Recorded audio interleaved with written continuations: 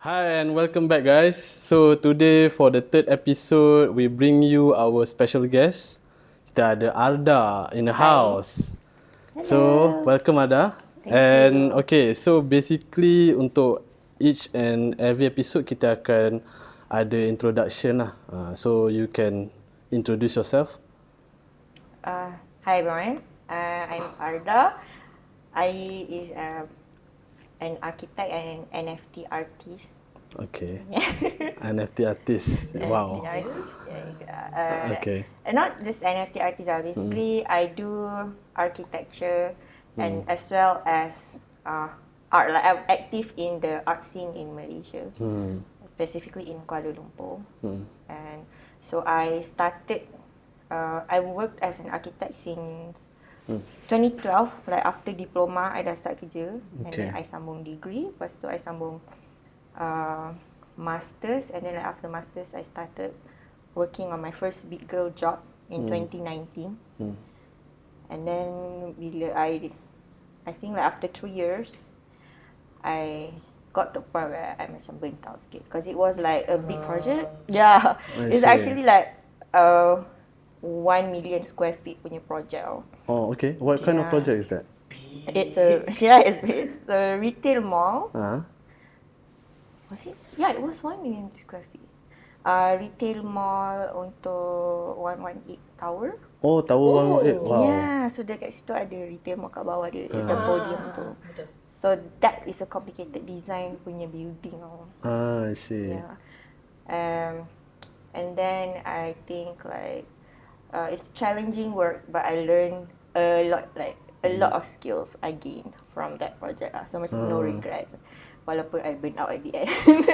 I was out. And then I pursued design. So masa I buat 118, I was a project architect. So I banyak buat, besides design changes, I buat management. I banyak collaborate with contractors and consultants and semua. And then I moved to design. I worked with one of a top MNC firm juga, engineering firm as a facade designer. But it's only lasted for a few months because I think at that point I really needed a break. So I stopped working for a bit. I macam took a gap year lah. Sekiranya macam to pursue not just NFT but all of my other passions. I see. Because besides doing architecture, I pun suka. I've always loved making art and with making things. Is that a certain medium ke? Everything. So macam I started off with painting on canvas just because I like doing it untuk release stress from like everyday like from traffic and then work stress and then like family punya stuff. So I painting lah, macam benda tu macam escape lah betul. Sebab bila I paint, actually I forget everything. Setengah orang kan dia escape kan badminton. Yeah. So her escape is painting lah. I see. My escape was painting. So I paint lah, and then I suka paint with cheerful colours. Because I just like things yang macam comel macam tu kan. So I paint lepas tu and then I'm quite a geeky person. Macam I suka benda yang tech ni. So macam kalau I study architecture pun orang pakai CAD, I pakai Revit. Sebab I macam jenis yang I nak cepat lah, I tak boleh. So basically you're a much more techy person. Yeah, I there's think a better way to do it. Like if I feel like there's an easier way to go about things, I will go for it. Faham. So I started to take pictures and then like because masa study architecture kita belajar banyak communication ni kan, like graphic communication apa semua kan. Yeah, so I macam I started to mix like my paintings punya gambar with other digital medias. Oh, kira macam dia ada dua medium, so you try to combine and tengok macam mana you can produce out of the outcome tu lah. Yeah, betul. And then wah, menarik. Betul. So macam painting and then maybe I will combine with picture ke macam collage I buat kat collage. Photoshop macam tu, Ah, or macam I buat overlay for something that is softer whatever, faham. and then I macam started to print them out so that I can use the things that I design myself. I Yeah, see. so I start to print phone cases, I buat tote bag, I print notebook. Oh. Yeah. Wow. And then bila I macam tunjuk lah macam, oh my god, like yeah. And then like people started to order tau. Wah. Macam mana kau boleh like dapatkan, I mean, Kat Telegram ke? Basically internet banyak, dekat Alibaba boleh, I dekat see. Shopee boleh. Like you just search custom design, I like see. custom pillow design, custom notebook design. So what you just need to give them the apa requirement yang diminta lah, like what you are supposed to ask for, and then you bagi the file in their requirement. Like, they need 300 size yang macam 300 or 150, you bagi lah. I see. Dia gunakan that I mean product for digital marketing ke macam mana, atau it's just an artwork yang Just merchandising lah. Merchandising basically. lah, So digital marketing semua buat sendiri. So that was where I started to get serious about my art. I see. Okay, so before we move in dive deep into like digital marketing and this NFT, macam mana, how do you get your inspiration from, I mean, daripada zaman muda? And just untuk pengetahuan, me and Arda used to study together during our master. So actually dia ni memang like very creative lah. Dia punya the way she thinks and how she produce her artwork, even time master pun memang dia punya kerja dia memang very good lah. And I think in terms of how she sees art tu memang lain macam. So that's why in today's episode we bringing Arda to explain more about how she be inspired in doing arts and also involved in NFT. So just a brief, Arda, macam mana kau like growing up kau boleh dapatkan like inspirational orang kata macam perjalanan kau growing up as an artist, as produce artwork, and then how you involve in this kind of line? Growing up tapi dari kecil memang aku suka, I think I like to live in my head. Macam I selalu zone out tau. Like orang cakap I blur. Orang cakap I blur. I bukan blur sebab I tak faham apa dia cakap. I blur sebab tiba-tiba I berangan something. Siapa cakap orang berangan tak boleh? So maybe kau gunakan like creativity tu macam shifted out so that nanti kau macam alright kau dia macam kadang-kadang kau macam out of nowhere tiba-tiba kau macam macam the thought tu datang. So macam apa kata kalau aku buat macam ni? Lepas tu mula kita layan macam or macam you sometimes macam kau macam berangan something yang in the future, yang like masa kau tengah katalah aku tengah borak ni kan, tiba-tiba aku berangan macam something that has to do with this whatever we're doing. Dah Tiba jadi artwork kan. Okay. So aku memang suka melukis, and also benda yang inspire aku benar. Actually the journey is different tau. Masa when I was studying, I think it was quite difficult for me untuk cari inspiration. I spent a very long time untuk macam decide design apa yang aku nak, konsep apa yang aku nak untuk design aku. Because there's just too many options out there. Sebab kita macam kita cari kat Pinterest kan basically. We find stuff that we like to see. But actually bila aku dah masuk line of work lah, in construction, benda memang usually it cannot be terlalu like floating in the air. You must have the gut apa ni, the baseline Foundation, how you dia foundation, dia kena practical and kena consider cost apa semua.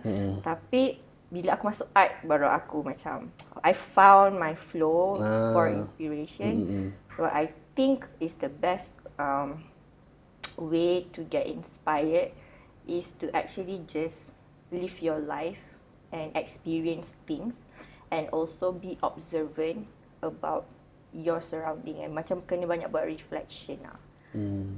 So what I mean by living your life is by kau bukanlah macam live your life routine macam robot itu. Yes, we do that because kita nak ada that stability and we have to be disciplined. But at the same time, maybe you have to meet new people and kau dengar story orang atau maybe sometimes you tiba kau telah dilanda masalah. Faham? Yeah, and then masa tu kau start to reflect. Kau macam, aduh, apa yang like, okay, what can I learn from this experience? And benda-benda macam tu lah yang macam aku masukkan dalam art aku. And besides that, also aku suka macam, kalau aku suka, I like to make art also based on what interests me. Macam, like aku suka absorb, like immerse myself in movies or songs or poetry, benda-benda yang culturally related. So sometimes, most of the time actually aku inspired by music. Oh, okay. Yeah, because like music yang relatable dengan the phases in my life. So bila aku dah start to macam, bila aku dengar music tu, I think the music really macam help me. Dia macam, I think subconsciously music tu yang membuat menggerakkan apa aku kalau, especially kalau aku buat visual yang macam ada animation or motion sikit. That's how the music, like I like to blend it together with the music. Oh, wow, that's deep. Tak ada deep. Dia sebab apa yang kau macam try sampaikan tu, in a way how you transform your art and then it can like emerge into music tu, and certain people, if they have this kind of imagination or even the things then diorang boleh explore into these two mediums ni, okay, it's easier for them. Tapi certain I think most creative, orang-orang yang kreatif kat luar sana, diorang ada the way of how they explaining their works in terms of art apa semua. So how music that can relate with arts tu sebenarnya I think something yang macam certain people je lah yang boleh faham. Maybe lah. But how, like, I think after I masuk art, I think the way I experience music is different from the way I used to experience music. Because aku memang suka music lah, senang cerita. I take it very seriously. Even Spotify playlist pun aku macam aku curate. Cover. Orang yang ada playlist. Macam setiap playlist for every mood and then curated. Lepas tu and then like kalau aku dengar lagu, I will look for the lyrics. And then when I listen, aku akan rasa move lah by the music and the lyrics and the vibe of the song. I see. So benda tu dah macam kau rasa macam kau dah deep into that song, and then all this macam you start to envision it in your head. Faham. Dia macam okay, baru-baru ni aku into anime. Lepas tu benda-benda Jepun now. And then aku start dengar baby metal. Like tiba-tiba aku jadi otaku. That's part of the process tau sebenarnya. Macam kau follow je apa yang you are prone to be into. So sekarang ni kita tengah fasa anime dengan Japan punya culture, pop culture. Dengar lagu baby metal. And ada satu lagu ni Migetsu ni benda tak ingat nama lirik lagu dia. Migetsu ni benda. So lagu tu bila aku dengar first time, aku rasa macam aku dalam game tau. Macam aku karakter game yang distopia. Macam, lepas tu aku terus macam bayangkan, macam mana aku nak buat art pasal lagu ni. Lagu ni gempak gila macam tu. So, itu adalah one of my processes sebenarnya. I see. Yeah, dia macam translating the song into painting lah. yeah. And then another example lah untuk like just to get you guys familiar with how aku inspired usually. It's like this is not a metaphor, this is like an example. Macam kau baca buku that you have no image of the book that you are reading, of the fiction, of the story that you're reading. So bila orang baca buku, dia orang akan bayangkan scene tu dalam kepala. So dia macam tu lah sebenarnya. So bila aku ada juga inspired by books, but usually I'm inspired by songs and song lyrics. Yeah, so like the song and the vibe itself tu yang macam inspire aku. Tapi kalau lagu-lagu sedih macam mana?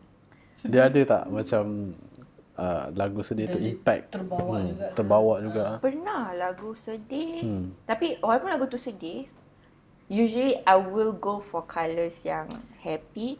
Cuma dia macam lagi, dia tak se-vibrant lagu-lagu ya. And then ada, tapi jarang lah lagu sedih. Aku macam jarang inspire dengan kesedihan.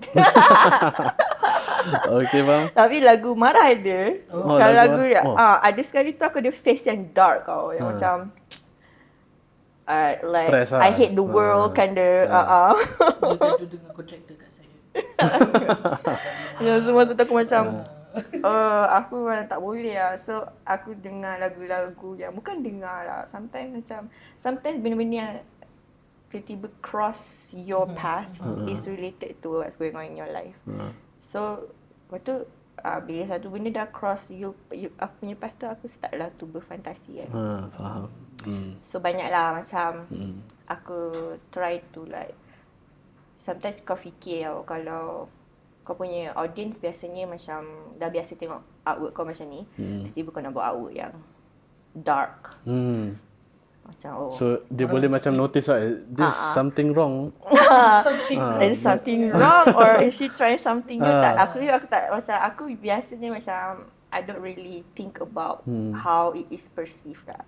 I just wanna let it out. Yeah, so aku start to experiment with darker colours and darker symbolisms, macam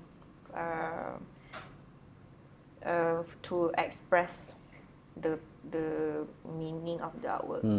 So how it is interpreted is out of my control lah. So macam tu lah. Yeah. Okay. So basically you already like macam invested a lot on the arts punya your development, and then by the time kau dah macam melangkah ke dalam architectural phase, so benda tu it's quite, orang kata dia ada dia punya the way practicality, how does it works. Even if you are applying arts into architecture pun there's a borderline. Dia tak boleh nak terlalu art. Tapi why ada engkau tiba-tiba macam go into NFT tu? Macam kau boleh explain sikit tak? NFT tu how does it work, and then how do you start as an NFT punya artist? Okay. Actually masa I think it was 2021. Right? Macam biasa lah, aku ni kan macam happy go lucky, like go everywhere. Aku tahu pasal NFT, and aku masa tu aku tengah buat digital art, selling my merchandises.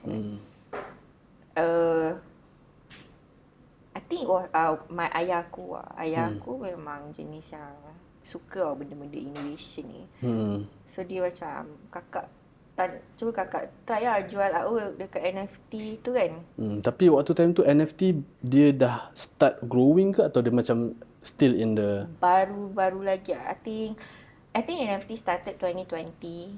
I think end or mid of 2020. So aku join I think it was early 2021, if I'm not mistaken. Time tu macam Or was it end of 2020 aku join macam tu? yeah, I think between that 2020 to 2021 lah, sebab I remember this company name, dia baru macam launch dia punya I think Ethereum. Ethereum so dia kan banyak macam in any NFT punya artwork ke apa ke dia go through under Ethereum. That's the currency. The currency lah basically. So macam benda tu pun I think in a sense of knowledge tu pun macam aku tak berapa faham sebenarnya. How does it works? So boleh tak kau like Oh, okay. Share. So basically what NFT is NFT ni is provides a platform for digital artists, especially digital artists, to have to macam dia macam bila artwork kau masuk dalam database metaverse. Metaverse is like another universe yang dalam internet, you know. Bukan so metaverse. this is our universe, right? So metaverse bukan is, Marvel punya. Bukan. Okay. So bila macam benda tu jadi NFT bila kau transfer macam mana aku nak explain lah sebab benda ni technical gila. Tapi tak apalah. Basically dia jadi archive. So benda tu jadi pattern. Sebab kau yang sign, you digitally created this and there is a record there in the database. Tapi dia tak bind to any other like data yang lain. Dia macam solely is it in the dia under metaverse tu punya data sendiri ke atau dia dalam metaverse tu punya data. I see. So maksudnya bila it depends on where kau jual sebab the NFT ada marketplace. So siapa yang pegang aset-aset tu adalah orang yang own the marketplace lah, orang yang control marketplace tu. So kalau aset first aku dalam pentas IO, which is a Malaysian punya NFT marketplace. I see. So I have my pentas IO asset and I have my from more international platform macam Teya and also OpenSea. I have some assets there. And then also it belongs to the blockchain marketplace tu guna. So ada marketplace guna BNB, ada marketplace guna Solana, ada marketplace guna Ethereum. These are the names of the cryptocurrency lah. Cryptocurrency punya ni lah. Yeah. So anyone yang beli has a ownership to the artwork. So transaction tu digunakan menggunakan crypto lah. So I will receive money in crypto and if I want to, and then with the money tu I can either decide whether aku nak cash out atau aku nak invest, macam aku nak macam guna duit crypto ni untuk crypto trading macam tu. So it is really up to you lah how you want to manage your crypto punya profits. And walaupun buyer tu dah ada like, walaupun macam dalam macam artwork tu dah dikira that guy punya because it has been transferred to his wallet, crypto punya wallet. You are still the artist, macam there's still a record that kau yang started to create the artwork. So kalau ada apa-apa yang macam kalau ada plagiarism or anything like that, it's easy for people to track and call out anyone who is stealing your work and selling and making money out of it. So I think that's why a lot of digital artists masa tu diorang macam flock into NFT. Basically it's for this lah. And then usually macam in the physical world juga, art ni banyak prioritize, not prioritize lah, I think that the word is like digital artists don't really get to exhibit their work, share because so I think NFT is a place for digital artists untuk connect with other digital artists. I see. And also as a community, macam have a shared passion within a community where diorang boleh cerita pasal, okay, aku buat video ni pasal yada, and then aku ada buat digital artwork, and then people share their process. So this is part of the how you are marketing kau punya artwork. So while kau commune macam kau buat aktiviti macam interact, sharing ideas, sharing your what inspires your art tu, sebenarnya at the same time kau tengah promote juga artwork kau. So because sometimes artis sendiri pun sebab dia minat art kan, so diorang pun beli artwork. Bukan sahaja orang-orang yang collect artwork tapi bukan artis. So we call them collectors. So artists can also be collectors. So it's actually very good for digital artist punya growth and finding people with shared interests. Faham. And then waktu time tu kan, aku ingat lagi there's a big hit on I think this so-called ape punya digital artwork. Yang tu waktu time tu macam I remember this one artwork that cost like almost I think $500,000 just untuk artwork tu je. Macam in a sense of it's a digital artwork yang people own benda tu. Dia sama ada dia simpan benda tu as a, orang cakap as a macam soft copy lah. Benda tu bukan like physical kan. Dan macam mana time tu benda tu macam boleh declare that kind of value. Okay, aku kalau macam apa semua tu is actually NFT projects. So NFT projects usually dia akan buat macam character atau a team of different types of characters yang macam orang boleh collect. So apa yang NFT project usually sell is not just artwork. Dia akan juga sell benefit of apa yang kau akan dapat kalau kau ada benda ni. Kalau kau ada artwork ni, maybe kau akan dapat access to, kalau kau boleh network dengan semua collector yang beli artwork, atau kau dapat access to, kau boleh naik boat yang kau boleh attend party yang semua selebriti ada kat situ.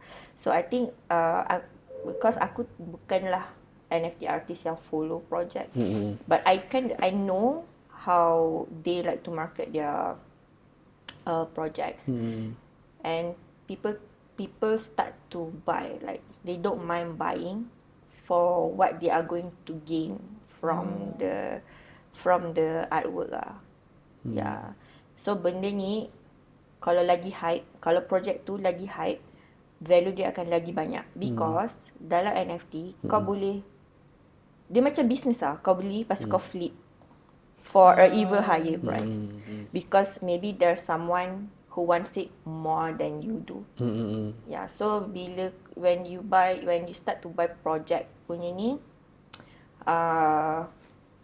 you will tend to get the one yang macam paling rare. So the more rarer the trait of the artwork, lagi high the lagi value high lah. value, lagi macam lagi orang nak beli, lagi tinggi kau boleh flip. So dia macam there's a bidding war lah dekat situ kan. Betul. So benda tu jadi exciting lah sebenarnya when it comes to NFT projects. Macam aku pun tak buat project. Aku NFT yang one meaning satu artwork je. Bukanlah ada collection. Sometimes marketplace ada offer, macam dulu aku kat form function lah, tapi form function dah tak ada tau. Form function ni kau boleh ada satu artwork tapi kau boleh ada banyak edition. So satu artwork tu ada 5 orang yang boleh beli artwork tu. Macam tu lah. So aku tak buat lah. Aku tak buat NFT project sendiri, because I think NFT project it requires more like a team to work on it. Like aku pernah involve dengan NFT project, and then right now we are still like improvising on how we want to continue to give benefits to our holders as well as so benda tu is always in R&D punya phase. Because then like when it comes to projects, you can aim for, it has to be consistent and also long term punya goals lah actually. Like at the end of the day, apa kau punya objective. Okay. And start waktu time kau betul-betul dive into this NFT punya marketplace, and then the way you exposed to macam mana development of NFT ni, waktu time 2000, tak silap aku 2021 going up to 2022, 23 tu kira macam fasa orang kata NFT ni tengah naik. And then tiba-tiba there's a bubble. So waktu time tu macam mana? How you cope with that kind of ni? Okay, macam buat NFT, starting buat NFT, I think every month I make enough untuk support my lifestyle.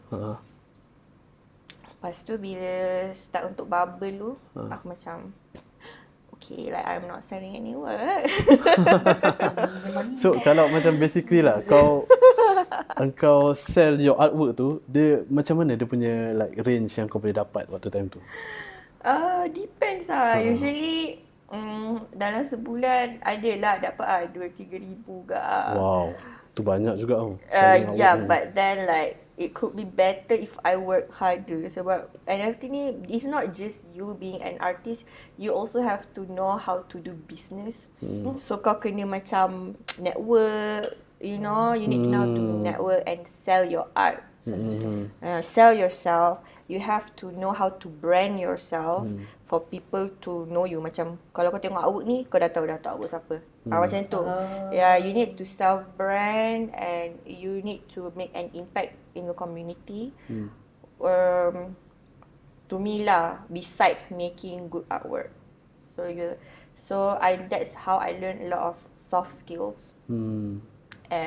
Masa aku ni adalah banyaklah benda yang aku buat yang betul dan tak betul dalam journey aku, and so aku banyak belajar daripada aku punya NFT experience. And bila time yang ada satu time tu like sometimes your personal life will affect apa yang kau pursue. So one time tu aku kena hiatus sekejap because I had to focus on other stuff. Macam mana kena haters? Bukan haters, theater. Theater.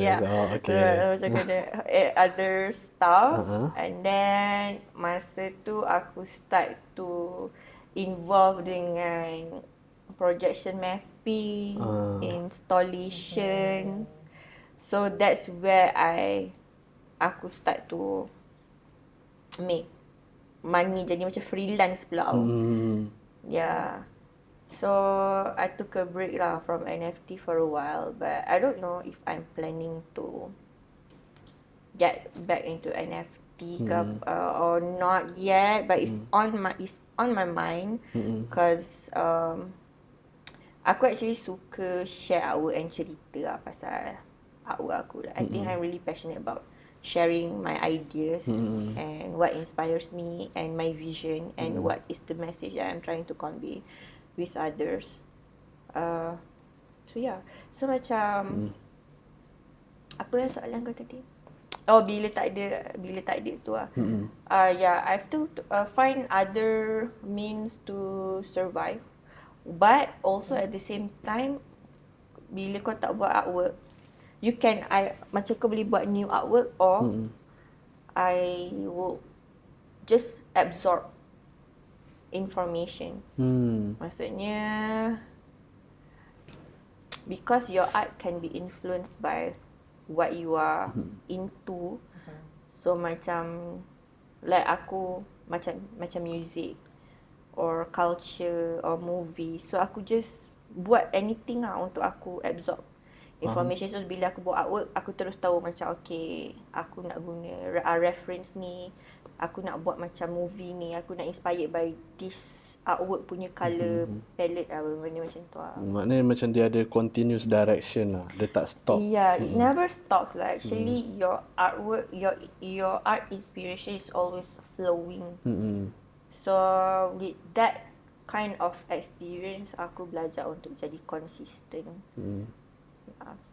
Consistently, walaupun macam you ada block, you ada macam obstacles that you have to go through, but you are always consistently learning something and ada something to share with everyone. At least Macam tu lah. apa yang kau try buat, you still follow your passion.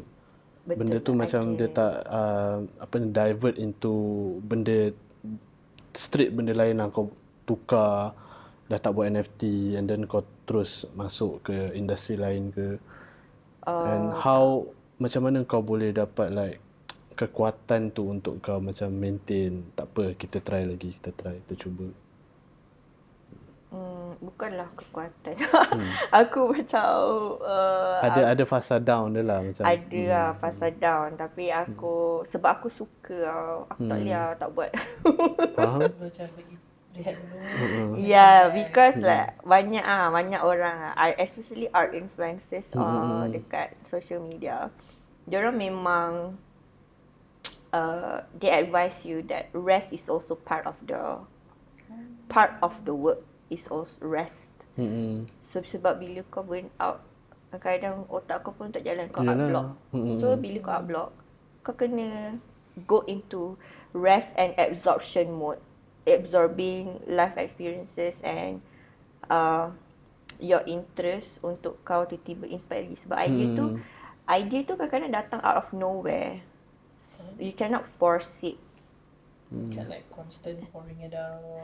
Yeah, actually by then botol dah habis. Yeah, actually making art is it consumes quite a lot of your energy. Walaupun kau macam orang cakap benda tu macam senang kan for you, but actually I think for artists actually making a lot of art, too much art, you macam rasa drain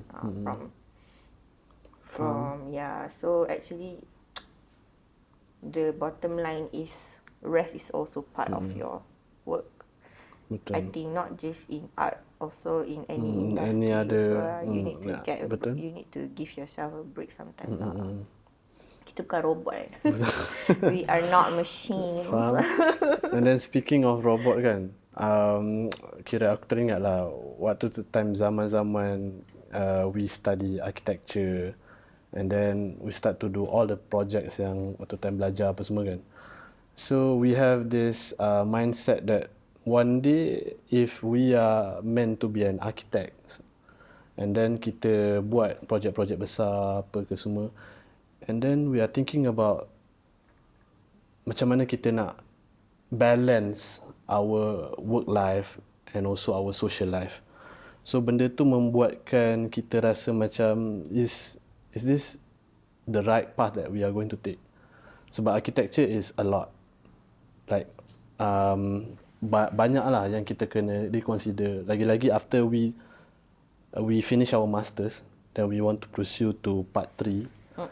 And then benda tu membuatkan kita macam fikir like 2-3 kali lah. If we still nak dive into architect, then apa yang preparation yang kita kena buat. And then macam kau, since sebelum ni kau kerja, boleh katakan kau kerja one of the top firms lah in Malaysia kan.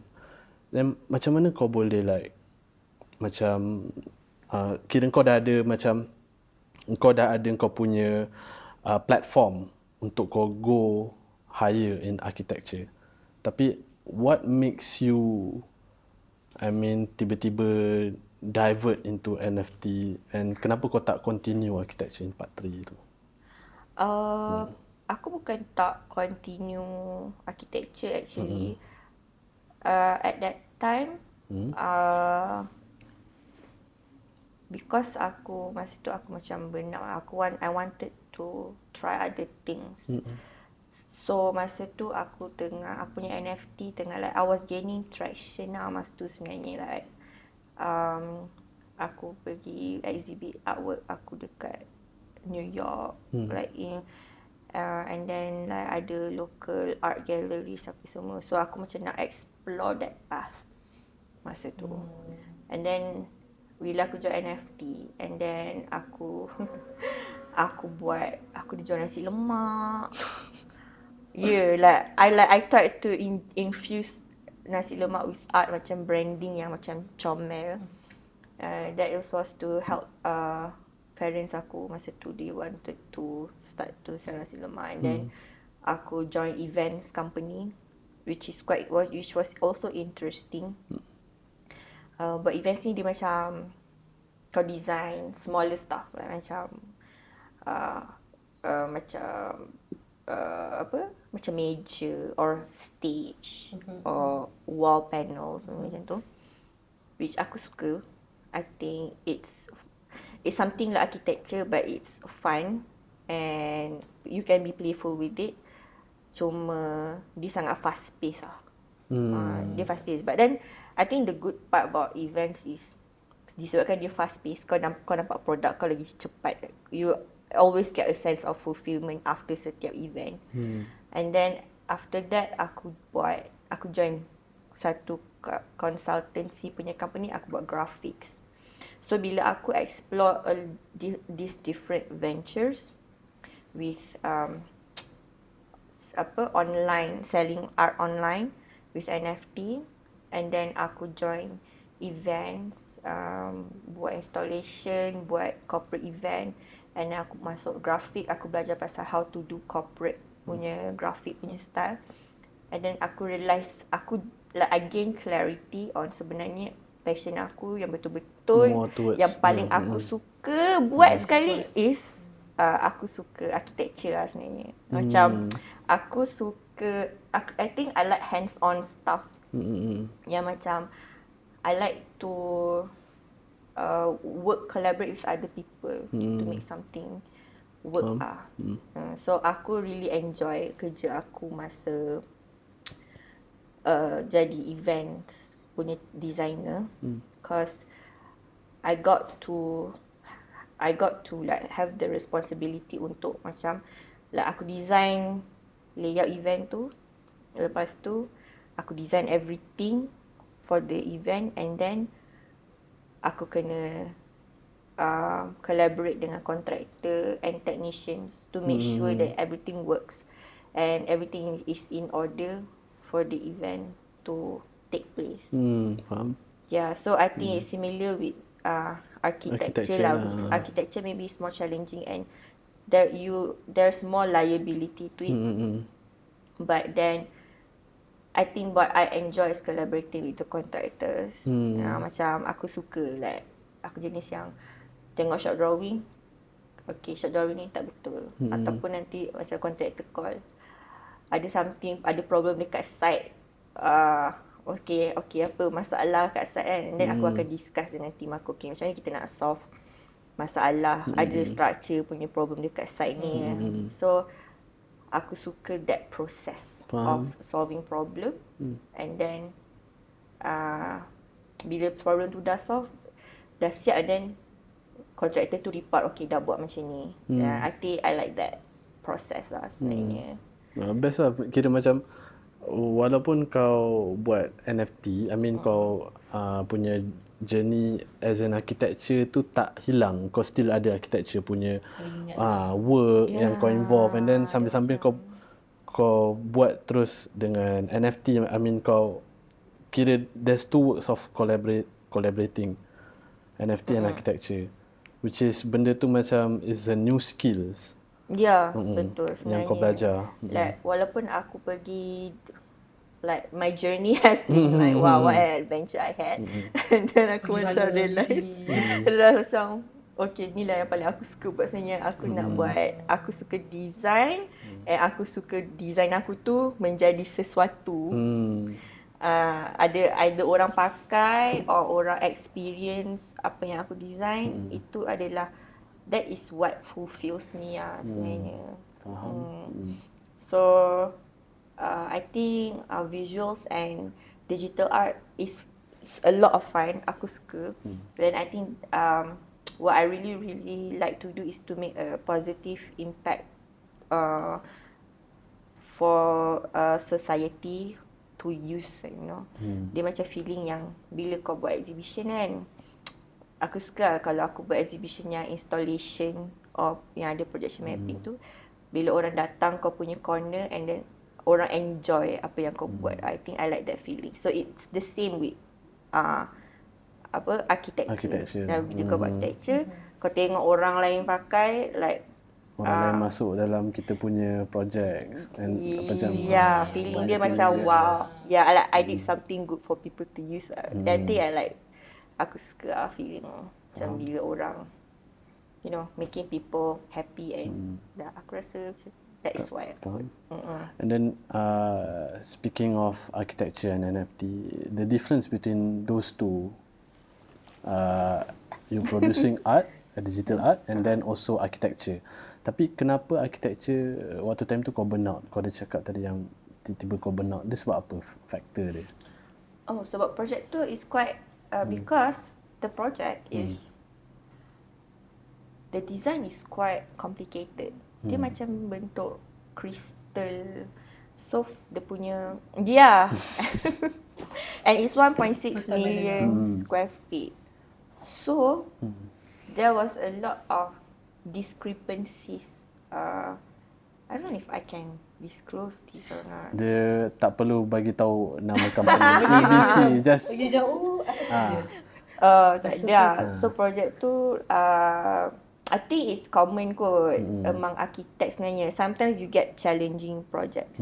Projects that are more challenging than others. And I happen to get because project tu in general dia punya kategori pun dah complicated. Bila kau kerja dia pun dah complicated. So there is a lot of macam zoning required and setiap zoning perlukan different mechanical and structural requirements. Tu satu. And then design dia pula complicated. So facade enclosure pula satu. So like there are like a lot of different aspects that you have to look into. Yang macam everything has to be on top of your head.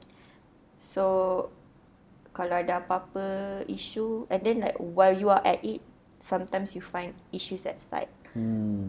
Yang macam yang perlukan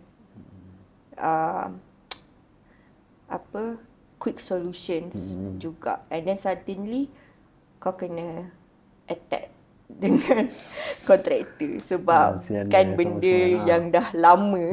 So macam ni kau kena buka balik semua.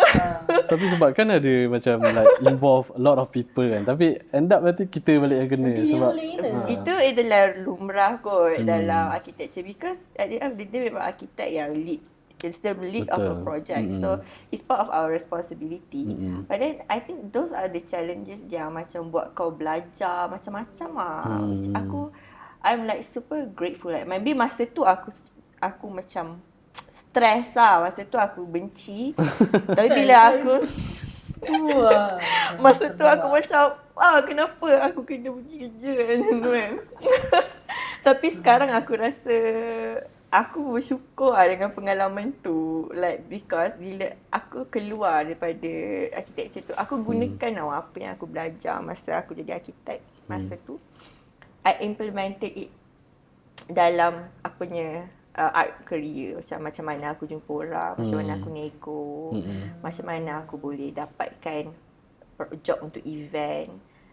So sebabkan aku dah macam aku perempuan. And then aku kerja kat site. Lepas tu aku jumpa kontraktor angka-angka semua kan. So makin lama aku jadi macam makin sempoi. Aku macam jadi macam makin berani kot. And then bila aku dicampak ke dunia lain, I think it taught me how to carry myself in other situations. Macam okay, you can be more spontaneous dengan other people. Like everyone is the same. So I think that project really taught me a lot of soft skills besides benda-benda technical and architecturally related. So Itulah. So after all that journey tu, aku actually like super grateful ya. Faham. Okay. And then okay, now kita beralih kepada apa ni, hot topic lah. So every episode kita ada I thought I have complained enough. So yeah, to bottoms up everything, kita ada segment where we ask our guests on hot questions of the day. So basically pengalaman pahit kau, tak kisahlah dalam architecture atau NFT, and then apa yang benda yang membuatkan kau rasa macam okay, wow, this hits me up. Sebab kita architecture basically there's a turning point. Waktu time COVID, then everything banyak stop, and then orang nak cari kerja pun susah, and then even orang nak survive dalam archi company pun susah. Even in NFT pun sama, dia ada peak and then dia ada drop down. So pengalaman waktu time tu, apa pengalaman yang paling pahit lah bagi kau?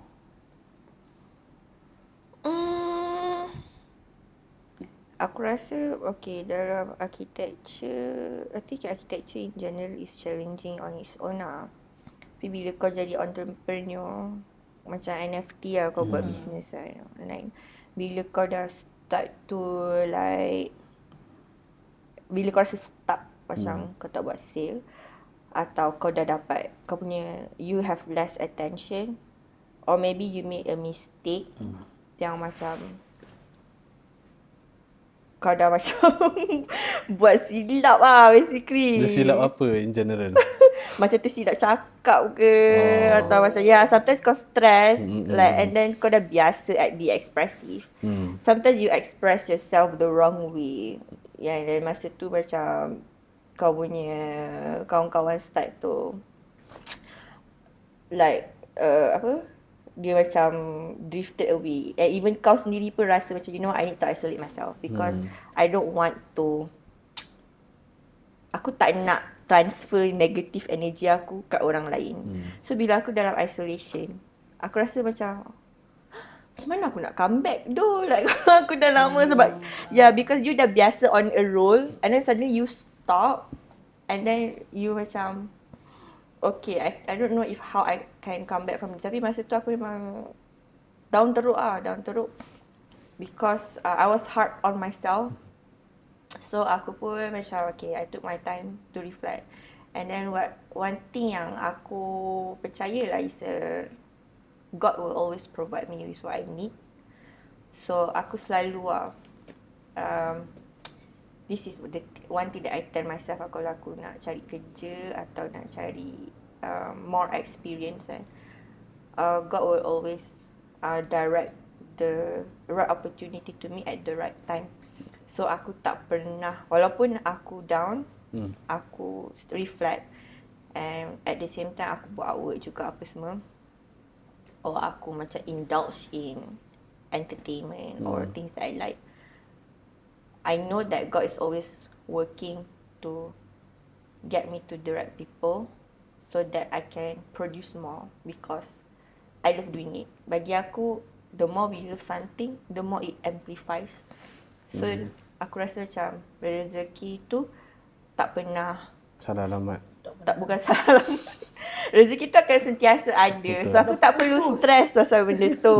Macam I just put my work out there and it will meet the right people yang suka work tu. Walaupun aku macam like my flaws sometimes, like, aku pernah trigger, aku telah menunjukkan flaw aku dalam community yang macam you are supposed to, that of course like you cannot be like aggressive, right? You have to always be mindful about what you say and how you express yourself. And sometimes like masa tu aku macam terbuat silap. And then aku stress, aku macam I gotta go. And so I gotta go. Faham? Yeah, and then macam and then after that, like after not even for such a long time also lah, aku ada orang approach macam, jom kita collab buat ni. And then at the same time Bila kau rest tu tiba kau macam dapat inspiration baru, like oh aku sebenarnya nak buat macam ni lah. Kau ada something new pula to explore.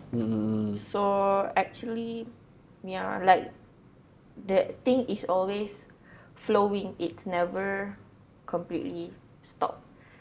Kau boleh, tapi kalau kau dah terlalu banyak job, kau boleh stop lah benda tu. Macam you can control, like okay aku nak, kalau you hot lah, kau faham tak? Macam kalau you kalau you artis yang laku kan, you boleh pilih lah you nak buat projek ni. Okay, projek ni I tak nak buat lah. Tapi projek ni I nak buat. Tapi aku bukanlah level tu. Aku jenis yang macam kawan aku bagi idea, Arda I nak buat ni lah dengan you. Aku selalu excited bila dapat projek baru sebab aku memang aku ada projek, like, aku nak buat something yang best lah. Because it goes back to what you cakap dulu, macam then now you gotta think back, and then now you kena like selami back and then do all this research which you pretty much like hands on, but it's a different thing because it's a different project. So I think it's super fun. Like aku macam realise lah yang you just have to believe that kau punya kerja tu macam it will meet the right people who need it, who require your service or who wants your vision. Macam kau akan sentiasa jadi, like kita semua akan sentiasa jadi channel untuk helping someone out. I guess like. So macam even podcast ni, siapa yang tengok maybe actually really need to watch this podcast or any other episode of Kasalverse podcast. Betul. Yeah. And then macam in terms of how you gonna meet people, and then sometimes benda tu lead to benda bad things juga. Maybe it's a way of how we going to learn from the outcome.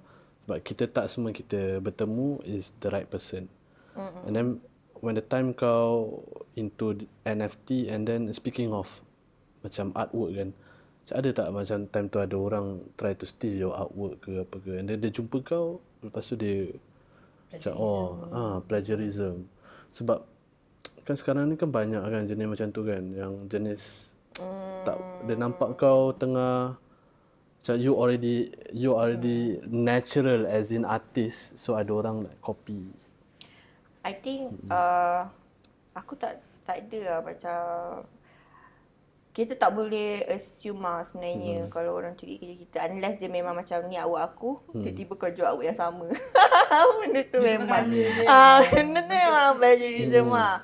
Tapi I think like people actually are inspired by each other, which I think is a good thing. Macam aku pun ada artis yang aku look up to, aku macam oh my god I want to be like her. So aku start to adopt benda-benda, her values and things like that.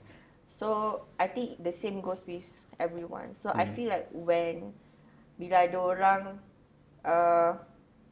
inspired by you, is actually a compliment. Like you should be so honored that you are inspiring others. That means you are actually making an impact. So maybe at some point aku tak adalah emo sangat sebenarnya pasal benda-benda macam ni. Tapi aku akan emo kalau macam capitalist ke.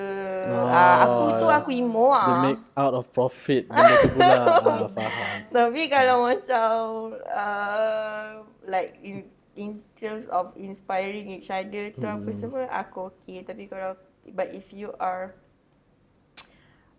gaining something and but if they are gaining something from it and looking down on me at the same time, I think something's wrong somewhere.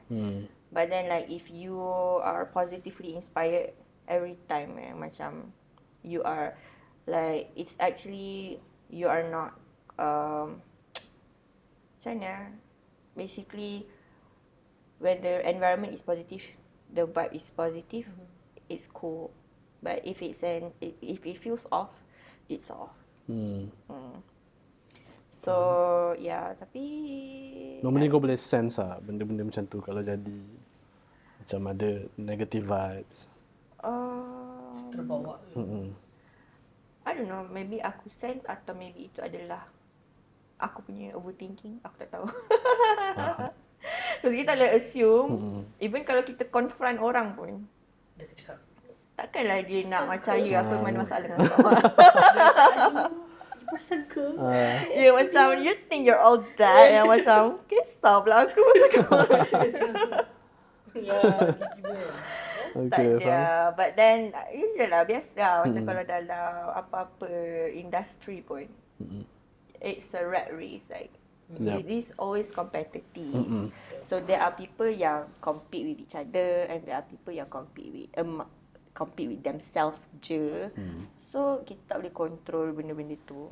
Like some people get high out of competing because I think competition is good because bila kau compete, you are always trying to level up. So it's actually good for both parties, which I don't see as a negative thing. And then in terms of macam plagiarism, stealing is wrong. Stealing ideas is also, it's up to them kalau diorang nak steal ideas ke apa. Tapi satu benda yang aku rasa, yang aku pegang adalah kalau idea tu datang daripada kau sendiri, benda tu lagi fulfilling. And benda tu lagi it's supposed to come out of you. Sebab idea-idea dia datang daripada, macam dia dapat idea ni sebenarnya, we are actually connected with your life experience sendiri. So bila kau jadi diri sendiri, bila kau buat work,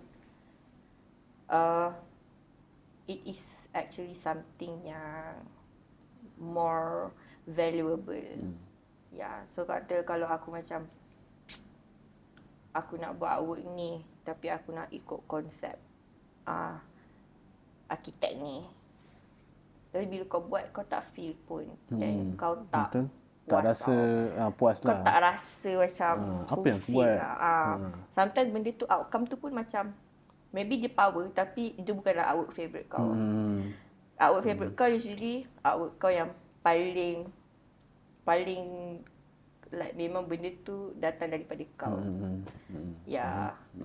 But then I think it's actually part of everyone punya journey and learning process juga. So I think everyone goes through that phase where dia macam we are inspired by others. That is one of the learning process untuk kau get to a higher level. Bukanlah higher level, macam for you to get your style yang macam betul-betul aku dah inspired by orang ni. Sekarang aku dah jumpa dah apa yang aku paling suka. Apa yang betul-betul real untuk aku. Faham. Yeah. Okay. And we move to the next question, which is what's your opinion on women empowerment kalau in the terms of career punya ni lah, development. Sebab sekarang ni kan macam in terms of how we progress ourselves, tak kisahlah in individual or even genders. So ramai orang macam bagi tahu yang macam okay, perempuan boleh ke jadi one of the best architect or even NFTs or apa-apa. Then engkau growing up as a graduate architect and even project architect, and then time tu macam ada tak challenges kau, and apa when it comes to women empowerment ni, basically apa pendapat kau? Ada tak challenge yang kau face waktu time tu? Aku satu benda yang aku pegang adalah women, we actually complement, we are like, kita ada quality kita yang akan complement the opposite gender. So aku rasa bila different genders buat kerja together, actually outcome tu akan lagi best lah. Macam especially if you find people with right synergy to work with you. Because macam perempuan dia macam maybe lagi detail, atau perempuan is more organised in managing stuff, and the guys have courage with their vision and what they want to achieve and ambitious kan. So bila benda tu dua tu combine, if two people work together, benda tu akan jadi best. So in terms of challenges, of course Tapi aku tak fikir sangat pasal standards lah. Usually aku macam I'm just so immersed dengan aku punya work yang aku macam tak fikir pasal aku ni compete dengan lelaki yang lagi power atau this is a male dominated field. Aku jarang berfikir begitu. Yeah, but then I wish culture dalam industri usually sometimes I feel like perempuan selalu kena bully kot. Sebab kita lembut kan. So mungkin kita selalu dibully lah kot kat office. So kita perempuan macam kena. But then I think that is you punya issue sendiri. Sebenarnya Maybe it depends on the character. Sebab certain perempuan dia shows empathy. Sometimes yelah kalau perempuan compare to lelaki, perempuan dia punya empathy dia lagi tinggi. Yeah, Tapi kalau lelaki dia macam jenis macam toughness dia nak ada ego dia lah. Ego boosting dia. Tapi bagi aku tak tahu lah. Aku bukanlah handle banyak projek. Okay, aku adalah handle projek-projek. Yang aku nampak ni adalah perempuan dia pandai resolve dispute. So bila lelaki kalau dengan lelaki, kalau perempuan tu boleh menenangkan keadaan. Unless ada lelaki yang jadi orang yang menenangkan keadaan aja. Ada lelaki yang dalam dispute tu ada seorang yang neutral yang macam okay, relax macam tu. Tapi selalunya ada ke? Ada. Bukanlah semua lelaki cik nak mengamuk je. Macam tapi macam dari segi bully tu actually aku suka bagi aku benda tu mungkin boleh jadi salah aku juga. Sebab aku yang biarkan diri aku dibully. Faham tak? In the sense of what? You tak voice out ke? Macam sometimes kau tak voice out. Sometimes kau terlalu baik. Or sometimes kau biar je orang pijak kepala kau. Sebenarnya kau boleh je sound orang tu. So benda-benda macam tu lah yang okay, next time aku tak nak kena bully dah macam tu. Dari segi empowerment wise, so that is I could take every experience as a way for me to continue growing dalam macam sometimes you want to get things done, so kau kena tegas. And then sometimes you want people to buy your idea, like you want to convince people to work with you. So kau kena make sure that you know how to, fuel their passion untuk get the things done. So banyak benda yang aku belajar dalam experience aku dari segi women empowerment kot. Sebab perempuan selalu kadang-kadang sometimes I think women tend to get carried away comparing themselves to men. Sebenarnya tak perlu. Kau just kena macam aku cakap kalau kau just be yourself, kau tak payah compete dengan lelaki. Kau buat work girlish kau. Dan there are people who's gonna like your work. And then there are people who likes working with you because you are a good person or because you are nice to work with. Dan tak semestinya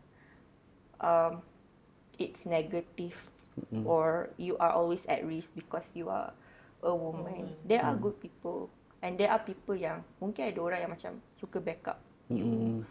So kita tak tahu. I think I like to focus more on the positive aspects and focusing on myself. Aku sekarang macam aku nak buat, I just want to make art. Aku nak buat benda aku suka, aku nak buat benda tu best and something yang orang boleh enjoy. That is all.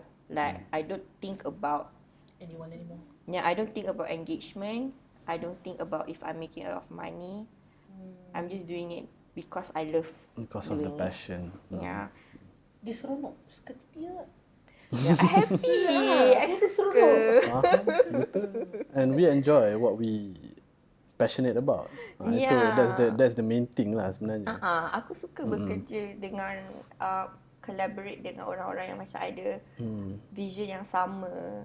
Like I think and then when they come up with idea, sometimes kau rasa idea kau dah best. Lepas tu kau cakap dia macam buat benda tu macam, kau ni lagi gila-gila So I think that I like that. Aku memang jenis yang suka vibe yang best lah. Like, Great mind, think alike. yeah. Kalau vibe tu tak best, aku macam, no, I'm gonna ignore that. Like, I just want to be in La La Land. So, I just want to be, happy je. Yeah. So, kalau dulu, maybe aku feminis. Ya ke? Dulu aku macam, women empowerment, women's right. I think it's good to fight for women's rights. But kita tak boleh dismiss the fact Gender that equality. macam bagi aku two different genders, like we are created in pairs and actually each gender sebenarnya complement each other. Tapi each gender kena ni kena ada self awareness sendiri. Ya, betul. So kalau kau lelaki, kau tak boleh lah jadi lelaki yang merendahkan perempuan. Dan kalau kau perempuan, kau tak payahlah macam nak mencabar ego lelaki. Like, Tak payah. tak payah tu. Relax je tu. Relax je. Faham. But then like, if I have to preach about I hate rapists, I hate sexual harassment, I will speak out about it. Yeah, and even if guys get sexually harassed also, I will speak up about it. It's basically like justice, social justice is for everyone. It's not about men versus women. Women, betul. Yeah. I think Tu lah satu benda. nowadays how our society implements benda ni as in macam there's not a natural balance in between lah. Macam maybe in a certain way of perspective of people fikir yang macam okay, lelaki memang dia it's a born leader. Tapi perempuan pula they can be leader too. Cuma there's a certain degree yang where perempuan dia perlukan lelaki and lelaki pun perlukan juga perempuan sebab in a line of orang cakap corporate world we can kita boleh tengok in a study where perempuan lagi ramai daripada lelaki compare in the corporate world. Sebab macam kau cerita tadi lah, perempuan when it comes to detail, diorang lagi detail. And kita tahulah kenapa mak kita dia selalu kalau nasihat, jangan lupa ni sebab diorang memang betul boleh ingat. So when it comes to work pun benda tu it comes natural. So maybe sekarang ni itulah yang baseline apa yang orang pandang lah. Tapi apa yang kau cakap tu betul. Kita tak perlu like solely compare siapa lagi hebat, siapa lagi ni. I think work together. Each individual punya strength, ada strength and capabilities lah Yes. sebenarnya. Kita ada je top architects yang females macam Zaha Hadid. And then we have female artists yang macam Yayoi Kusama. Diorang boss kan in their respective fields. So I don't think like kalau perempuan, if the woman herself is ambitious and she possesses great leadership skills, people would naturally want to make her the leader. And kalau orang trust dia, so kalau dia, if she is up for it and she is capable with her knowledge and resources, why not? Yeah. Basically it boils down to how we complement each other, as well as personal strength. Faham. Yeah. Okay. One last question. So, kau ada plan tak nak sambung part 3? Aku tak tahu lah, like aku sebenarnya tak pernah berangan-angan untuk ada part 3 actually, because aku masih initially my plan was to join a company and grow with the company. And then somehow I got sidetracked to other things yang macam so random. Random and unexpected. Tapi aku nak get back into construction because I miss it a lot. Depends on dalam journey aku lah, kalau aku nak buat part 3 ke tak. Apa benda paling kau rindu? I mean, dalam construction industry. Detail ke, lukis detail ke. Aku sebenarnya actually designing and building stuff aku nak build benda. Detail yes, pilih material, resolving side issues. Aku suka benda tu, macam maybe bila kita ada challenges dan bila kita overcome challenges Dan tu kita adalah rasa puas. macam yes, I did it. Dia macam solving maths. But design wise, Untuk cek account kena balance kan. yeah, dia macam oh yeah, I feel like I did something today, like I solve problems today. I slay today. Faham. Aku suka feeling fulfilled tu lah. Faham. Part 3 maybe in the future, but I'm not rushing anything. I think we can get part 3 at any age. I just want to do more stuff, gain more experience and knowledge.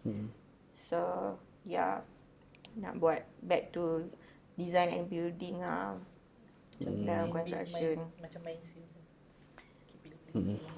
Yeah, so at the same time, kalau aku belajar, kalau aku macam join firm balik buat itu ni, I can also implement that. Kalau aku ada freelance stuff, set production, installation, aku boleh, you know, like I get to know the people, I get to network with other macam suppliers and contractors, and I think it would make it even more possible for me. But it depends on the work lah. I mean, like if my passion is at work, of course I have to prioritize work, and we have a responsibility. But then it would be nice lah kalau dalam 1 tahun aku ada 1 atau 2 passion project. That would be cool. Faham. Yeah, I would really enjoy that. And then that at this stage of my life, aku macam Very chill lah. chill je. I don't want to Rush into things or stress myself out. I think things will come to me at the right time. All I have to do is to just keep going. You know, keep doing what I love and learning more things. Gaining more knowledge, and also keep growing as a person. You know, like how I handle my emotions, how I carry myself. And hopefully dalam podcast ni aku handled myself well. Yes, you really did. That's good. Yeah. I think you really did well in terms of how you're explaining things. Okay, so for closure lah, and this is just an advice based on your experience lah. When it comes to architecture and also NFT, and whoever yang dekat luar sana rasa nak menceburi dalam bidang ni as a woman. So apakah nasihat, the best advice I think the best advice is to just do what you love. You know, like bila you enter architecture or any creative line lah. Okay, I guess construction is also a creative line, right? Any creative line. Do what you love and be humble and be well-mannered with others. Lepas tu, just focus on your art. Don't involve yourself in sticky situations. Macam you nak women empowerment ke, you nak angry, no need. Bawa perasaan lah basically. Yeah, actually okay je kalau benda tu inspire you punya artwork. Why not? You put it into your art lah. And then basically just always compete with yourself. Always try to outdo yourself from last year or yesterday. Macam okay, aku buat artwork ni, aku rasa dah power. Okay, apa yang kita nak buat untuk make our artwork more interesting? Like be innovative And also don't be too hard on yourself or rush into anything. You just macam just have fun, be yourself, and you will attract the right people into your environment. To your circle. And also keep growing keep learning from your journey. Sebab kita akan sentiasa like in this world, like dalam hidup, after I think lah, aku bukanlah matang sangat, tapi setelah hidup 3 dekad 3 dekad. aku baru sedar sebenarnya this life is actually it's a life of test. Macam you ada sebab benda yang kau experience is actually good for you untuk your own growth, to become the best version of yourself. Tu satu benda. So always focus on how you can grow in your career and also as a person altogether. Self-focus and self-care. Tak payah overthink pasal women empowerment ke, pasal competition ke, pasal saturated market ke ni. You just do your stuff. That's good, Arda.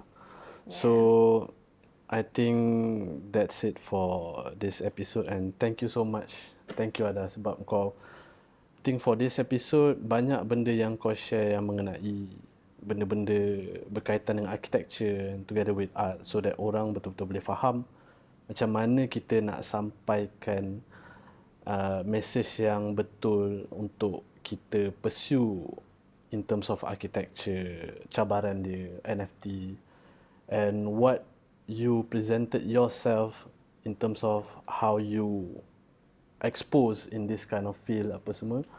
It really brings up yang orang betul-betul percaya, okay, we can do this actually. Even in women, tak kisahlah perempuan ke lelaki ke, I think the message yang you sampaikan tu memang bagi aku it's really strong lah.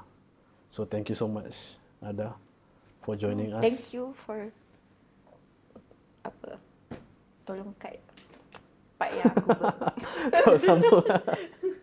Thank you for having me in this episode. I hope like apa yang aku share memberi manfaat to everyone, and aku pun like I'm glad that I got to join you guys like in this lovely place and atmosphere. Yeah, congrats for making it happen. Thank you so much. Yeah, and all the best with all the other episodes at Kasavers Podcast. Yes, of course. Uncensored. Uncensored. Yes, that's true. Thank you so much, Arda. And okay, guys, so for this episode, we have Arda and the things that she shared, benda-benda yang dia kongsikan, harap benda ni bermanfaat untuk siapa-siapa yang menonton, and also don't forget to like, subscribe and comments down below, and we will see you on the next episode. Ciao. Thank you, guys.